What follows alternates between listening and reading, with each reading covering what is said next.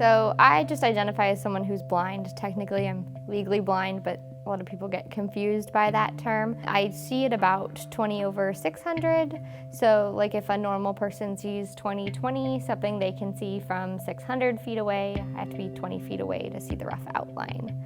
I don't have any distance vision whatsoever, so I can't see anything written on the board. I'd ask that they would verbalize what they were writing as they wrote it, so that I could type that in myself. So when it came to, a PowerPoint or something like that, I would ask that it was sent to me ahead of class and hope that it was made in an accessible way. A big issue I've actually encountered is a lot of buildings actually don't have Braille. There's still buildings that don't have a single accessible restroom in them. So as someone who requires that, I would actually have to leave that building. Even dining centers, I'm unable to read the menu, and sometimes they're so busy you can't ask. Be like, can you read me the whole menu right now?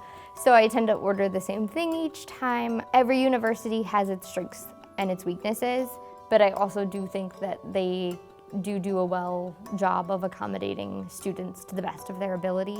Pause. Optical timers differ in their tolerance. I use a screen reader. For me, it becomes a fatigue issue and is very difficult for me to read long documents of text. The cumbersomeness of using a screen reader on non-accessible materials can lead to greater fatigue. When someone says it's accessible and then you open it with accessibility software and the accessibility software just says it's an empty document because it's really not accessible, that's probably one of the most frustrating things, and it happens very often. How would you feel if you had a need relating to a print disability and you had the skills to access it, but the material just wasn't accessible? So if you're able to make it accessible, why wouldn't you? In 2018, Iowa State University Extension and Outreach launched the e-Accessibility Initiative. The goal is to make all electronic documents accessible.